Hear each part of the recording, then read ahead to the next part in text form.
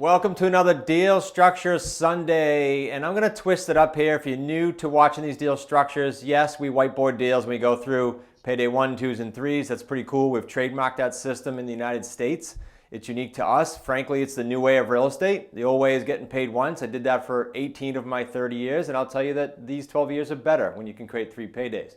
And so what we're going to do today, though, is a little different. We have some terms within our Wicked Smart community. One is called stacking, and that's when someone like yourself comes into the community and they need to learn how to build a business from scratch. And we just layer upon layer upon layer things that we know you should do at your pace. We match effort for effort. That's one of our values in our company. So that's what stacking means. But there's a much more sophisticated, advanced thing that we call wealth stacking. And the cool thing for you to know is these creative real estate deals, these terms deals, are not just 1, 2, 3, 5-year deals. They're not. You can create some serious long-term wealth, 5, 10, 20, 30-year deals with the same techniques we use. Now that might be a shocker for some of you that look at terms deals or understand slightly the space of creative real estate. And so I hope this is kind of an aha or an eye-opener for you.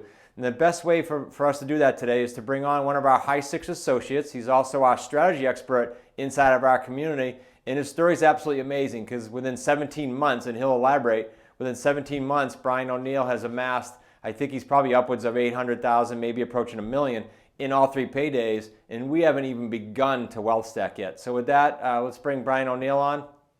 Mr. Brian, welcome to another Deal Structure Sunday. If they're new to the show, you might be new to them, but if they're not, you are the veteran of the channel. Well, thanks for that. Good to be here with you guys again. Thanks. Yeah, so let's, for a backdrop, because we can't assume that every single person's been following everything you and I have said, right? So for a backdrop, real quick, how long you been at this? Was I accurate with the numbers there for all 3 paydays and what your averages all 3 paydays are? Got it. So about 2 years. It's actually coming up very close. Thanksgiving will be the 2-year anniversary of when I purchased QLS, which is pretty amazing. And then to date, I've completed, taken and sold 11, sold my 11th house earlier this month. Nice. And all 3 paydays is just a little bit north of 800,000. Not quite to $1 million yet, but getting there. Great. So no pressure, but your next 2 deals, you should consciously think of getting that over 100 grand so you can hit the $1 million mark and we'll celebrate. Easy peasy. All right. So let's do this. Wealth stacking. I'm gonna define it in my informal way, and you can kind of add to it. And then we'll pick one of your deals, and we'll do some wealth stacking. Wealth stacking, in its shortest form, is after we create a deal with 3 paydays, and that includes the term of the deal. Let's say 3, 4, 5 years. We can then go back to the deal. It's the deal after the deal. That's what wealth stacking is, and it's creating those 4th, 5th paydays, frankly, in longer terms, and then the wealth stacking, because we are literally creating generational wealth. This will affect your family and you in a whole different way than your standard 1, 2, 3, 4-year deal. Brian, other thoughts on or additions to that from a wealth stacking standpoint, definition? Yeah, it's something that I'm certainly excited about. I look at my portfolio constantly. I actually look at the deals that way now going in. I didn't on the first handful of them because, I was just consumed with following the process, getting the houses under agreement and then getting them sold. But now I actually look at the deals long term, like the deal beyond the deal, as you say, to the community all the time. Like, how can I, if I have a 5-year term or even a 3-year term, how can I extend this later down the road? I'm thinking about that before I even put a buyer in the house. Yeah, so it's cool that we can look at a deal and go, maybe I didn't get everything I wanted from the sellers, but I know later on I can do this, this, and this. That's kind of what you're insinuating, right? 100%, yes. Yeah, I love it. All right, so I think this is appropriate because just before we went live, you were giving me kind of high points of which one you want to tear apart, and there's some nuances that you kind of knew back then. So what deal are we going to do here, and what type of deal was it? Just a quick backdrop for them. Yeah, this is deal number 11, the last one I just did, and it was a for sale. It was a FSBO, for sale by owner, and it was we ended up doing a 60-month sandwich lease, but we went back and forth with the seller. I mean, the sellers were getting divorced, they were divorced. And it was still amicable. So I was able to meet with both of them. They were completely done with the house. I mean, they just wanted, this was the last thing kind of tying them together. And we tried to do a subject to. They were open to it. I explained the process to them. I said, we'll take over the payments, we'll transfer the deed, and then we went back and forth. Ultimately, their attorney was not comfortable with that. So we settled on a 60-month sandwich lease where the deed stays with them, knowing in my head the whole time that, okay, once we make a few payments or maybe 6 months or a year, we can revisit that and then potentially discount the deal. So you already technically did a little pivot from sub 2 to sandwich at the very beginning. In your Yeah, mind. correct. Yeah. And it ended up being a better deal on all three paydays if you compare the two, like a 60-month sandwich versus the sub 2. They would have got more money. And there were a couple other nuances too, where I started payments, which we typically don't do, but I guaranteed payments because I knew I would sell the house. So I took that off the back end as well. Okay, cool.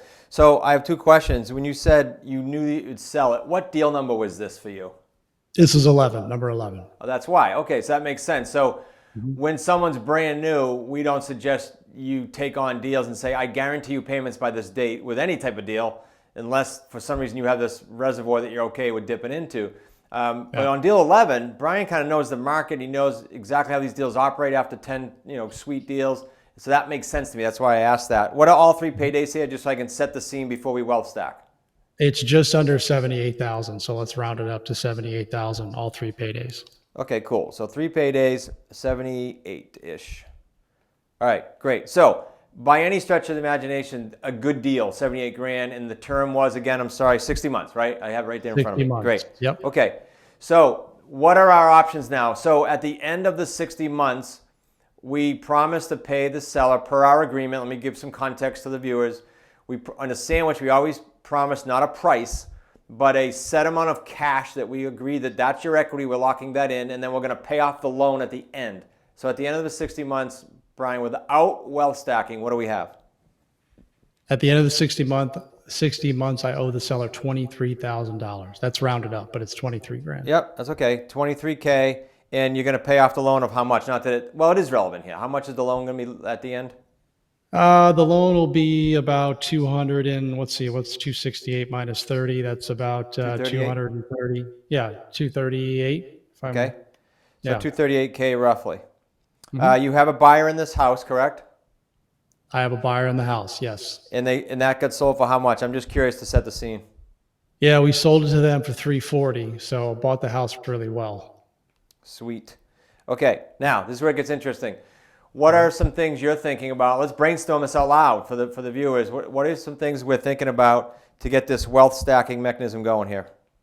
Yeah, for sure. So, I mean, the first thing that comes to mind is discounting that 23,000, and again, getting control of the property by converting it to a sub 2. So, hey, listen, because the 23,000 is deferred to the back end. I know he wants the money sooner. I know it because we had structured some of the sub 2 options with installments and more money up front. So I can come to him with a lower amount or just ask him what he would take to transfer the deed now and potentially discount the 23,000 and then get control of the house. All right, so let me share a script with the audience. Brian's script could be a number of things, but off the top of my head, just looking at what he just said, my script might be, hey, Mr. Seller, I know you've got 23 grand coming in. How many more years, Brian? I just sold this one. So we have almost the full 5 years left. Awesome. So you might pay 2, 3, 4 mortgage payments and then call him and say, Mr. Seller, we've got 4.5 years left here for 23 grand. What's the lowest you could take? If I come across some cash, I think I'm coming across some cash here in the next 2 months, and I'm going to call all my sellers. I wanted to just chat with you and see what number you might accept if I gave it to you now instead of waiting, because heck, who knows what's going to happen to the economy and my business. You could play that whole scene out. Is that sort of what you were thinking? Absolutely, 100%. Yep. Okay. And I know we'd be open to it. It's just a matter of feeling comfortable with transferring the deed. I think it's more about proving myself making the payments. I think that was the ultimate concern initially. No question. So maybe not 2 or 3. I kind of agree. So I'm thinking 6 months. Yeah. And that might be a good script for 4.5. Okay, but here's another option before we talk numbers, I think, unless you already had this discussion when they didn't want sub 2. Did you guys talk about contract for deed, land contract?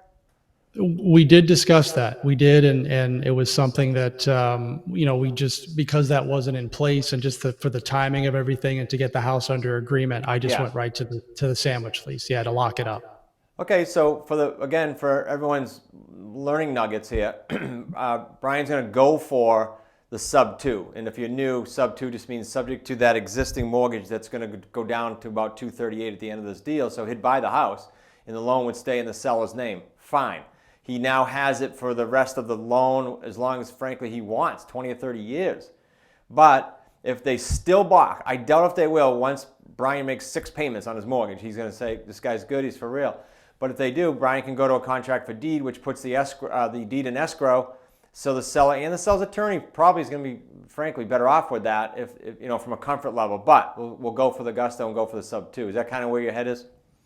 Yeah, definitely. And the seller's attorney was open to that. Again, just for the timing of the situation, we locked it up under the sandwich lease because I wanted to get it tied up, quite honestly. Yeah, no, that's awesome. And there's some states, like, again, for everybody's sake, there's some states, we're doing 2 deals in Michigan right now where both attorneys, for us, are very familiar with sub 2s, and they prefer to do the contract for deed route instead. Just they don't want to think about all the due on sale and anything else that comes along with that. And so I said, whatever you think, you're the attorney, you're the local expert. So whatever they think is great. You're going to get the same end result, and that's going to be what you think. I think on the 23, no matter what, when you ask someone for a cash discount, they automatically react with like 10 or 15% without negotiating. Would you agree? I do. I do agree with that. Yeah. I mean, that's what's in my head. I think that, the situation with him and his ex have changed a little bit. He's kind of in control of the house now. She's kind of stepped away from it. So instead of him having to split proceeds, it all goes to him now. So that's an interesting little nugget. Yep. That was found out just not too long ago. He shared that information with me. So again, that just gets me thinking more about this wealth stacking piece. Okay, so your number, just by you saying that, is as low as 11.5, but in fairness to him, somewhere I'm thinking 11.5 to 15 or 16. Is that what you're thinking? That's what I'm thinking. Definitely. All right, so we're going to try to get away with 11.5 to 16 grand. We will. It's just a matter of how in that range. So we're going to pick up, let's go on the low side. We're going to pick up another $7,000 minimum.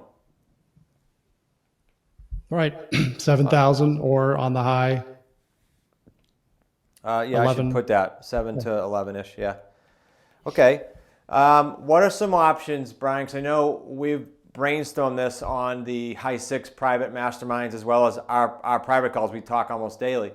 What are some options for you to get that 7,000? Because I know the viewers are going, well, cool, but you guys do things with no money down. So now you got to come up with not the 7,000. You got to come up with the extra 11.5 to 16. Where are we going to get that? What are some options? I know you know some of them because we've brainstormed them.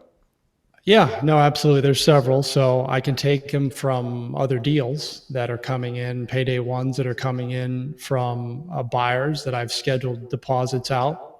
As an example, tax time is a very popular time where we receive payday ones because people are getting tax refunds. So our buyers are sending in money there. So I could easily target that month. Yep. I could if I had a payday 3, which I'm anticipating some a payday 3 or 2 potentially coming up in 2022. I can take it from that. The other route that we talk about in the community is bringing in outside investors to help fund these deals. We can dive into that more, but yeah, there's several options for sure. No, you nailed them all. And I want to just a little teaser for the viewers. When he said outside investors, there's a 4th one, but let me explain what he meant by that. And that is, we have a formula that's worked pretty well. In fact, another High Six associate that Brian and I were talking with yesterday, did this. And what I taught the High Six is a formula to go out and get not huge like syndication money, like hundreds of thousands. I'm talking like 20, 25. This case, it's 11 to 16 grand. You're not talking about huge dollars, but for the investor to get a nice monthly piece of your piece, so you're not giving away anything, right? Other than you're getting money up front and a piece of the back end. And I'll tell you that investors, people personally, have 10, 20, 30, 40, 50. I've had people as much as 100 that they want to throw into one of these deals. The way we structure them, quite unique because our system's unique with the 3 paydays and they love it. The fourth way would be, and I'll just expose this because it's not in a lot of things on YouTube, and that is we have another company that we instituted, put in place this year called Wicked Smart Finance. And Wicked Smart Finance gets involved in deals for our high six associates right now. It's limited to them. And so it's our own internal funding banking system, if you will, to fund these deals, these little nuances that can pick up Brian an extra $7,000. We say $7,000, but let's be realistic here, Brian. That's just up front. Now you get the monthly spread and the pay down of the principal for the rest of this term too, if that buyer stays in there, right? Yeah, absolutely. And the pay down is, almost $520 a month now. You're talking Oh, the about principal having is? this. Yeah, yeah. So Okay. it's significant. So you start talking about that, super long term. I mean, that's an awesome deal, and it's one I'd want to keep for a very long time. So 500 a month principal. What's the spread? Rounded. What's the monthly spread on payday 2?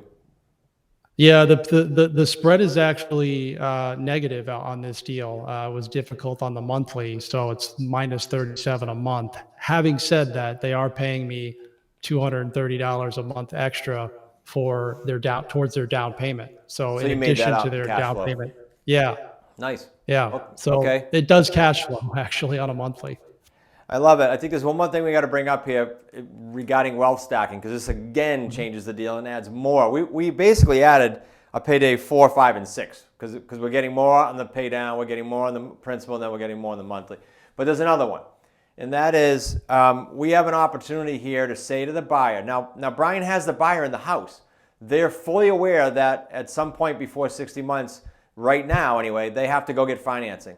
And I've been in the business 30 years, and going to a bank for anything is grueling with the underwriting process. It is for anyone. And if it's new, like a buyer going through it, it's awful. It's a painful experience. Necessary evil if they have to do bank financing, but we can help them avoid that. And Brian's call to them would be real simple. Hey, Mr. and Mrs. Buyer, we have an option here. I know that we talked about being mortgage ready and all that, and you're going to have fees associated with that someday, and you're going to have underwriting. If you can stay current on your payments through X date, and if you could see yourself to getting your deposit up to 20% over time, take your time, we have no hurry with this, then we would consider owner financing you, and you'll never have to go to a bank. How does that sound? And that, we have had people in tears telling them that because they just assume they had to go the conventional route. Any thoughts on that, Brian? Yeah, I mean, that's exactly the conversation I envisioned myself having with the buyers. And I can see their reaction being very similar. Because while they'll have the ability to qualify for a loan, like you said, it's a grueling process. It's never fun. And, ultimately it may end up being better for them in terms of a better product to have me finance them. So I've been thinking about this entire scenario since I inked the deal, if you will, or before I inked it. That this is the path that I've wanted to take this deal the entire time. So just so we don't send the new person into a tizzy, Brian, how much experience did you have with this prior to 24 months ago, Thanksgiving, 21? Yeah, zero, other than my own personal residence, none. I think that's important because I'm going through this and I'm looking at my own notes going, okay, the new person's going, whoa, I just want to learn how to do the 3 paydays. So, yeah. But I do want to expose you to this. I don't want you to get off this thinking, I get wealth stacking, but all I want you to see is it's available. The misnomer, the misperception that these deals are only 1, 3, and 5 years, that's all off the table. You can create whatever the heck you want with whichever properties you want, and you can purposefully cash some out early for cash flow. You could purposely push some like Brian's going to do with this one, so that his son Will is going to be probably running the property with him someday. That's how long this can go out. So any last minute thoughts on this, Brian? Because this is at the fingertips of everyone who comes in the Wicked Smart community, clearly. Yeah, I was just going to talk about the community. I mean, that's just something that, when I'm first coming in, when you're first starting out, you're really just trying to get your head wrapped around, the different strategies that we use to purchase these homes, and then getting your deals and, getting good on the phone. And then as you're, in the community, as time goes by, I mean, I didn't start thinking about this probably until, maybe 9 months in, maybe even a little bit longer.